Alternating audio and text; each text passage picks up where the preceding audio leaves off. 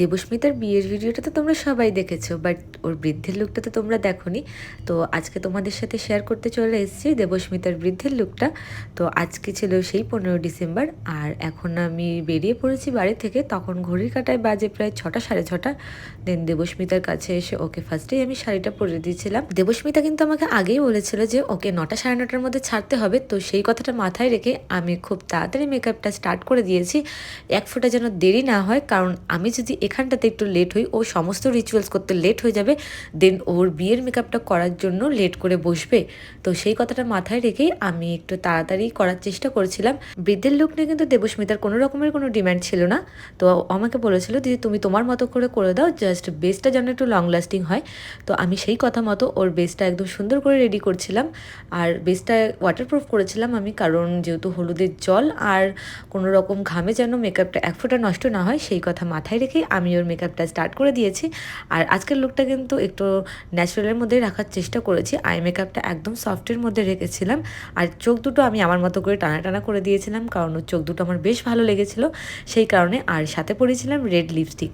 দেবস্মিতা কিন্তু ওর বিয়ের জন্য মিশো থেকে দুটো মুকুট পারচেস করেছে। মুকুটগুলো কিন্তু বেশ সুন্দর এসছে। এখন যেটা পরাবো সেটা হচ্ছে বৃদ্ধির মুকুট।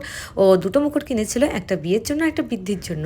দুটো মুকুটই কিন্তু ভীষণ সুন্দর এসেছিল। তো তোমরা যারা আপকামিং ব্রাইড আছো তারা কিন্তু মিশো থেকে মুকুট পারচেস করতে পারো, কারণ তোমাদের এই একটা কোয়ারিজ থাকে যে মুকুট কেমন নেবো বা কোথা থেকে মুকুট কিনবো। তো তোমরা কিন্তু মিশো থেকে মুকুট নিতে পারো, ভীষণ ভালো আসে মুকুট। কথা বলতে বলতে এখানে দেবস্মিতাকে শাখাপলা পরাতেও চলে এসছে। আর দেখো শাখাপলা পরার পরে হাত দুটো কি সুন্দর লাগছে, তাই না?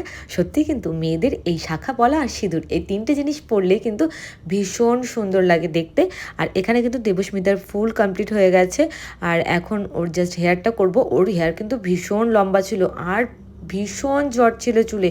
ও কিন্তু আমার সামনে খুব ভালো করে চুলটা কম করেছিল, বাট তারপরেও যেন ওর চুল থেকে জট একদম ছাড়েনি। আমার যে কী কষ্ট হয়েছে ওর হেয়ার স্টাইল করতে। তো আমি ওকে বলেছিলাম দেখো এখন তুমি এত কিছু করো না, আর তোমার চুলে এখন কার্ল করা একদমই পসিবল না, কারণ আমাদের হাতে সময় খুবই অল্প।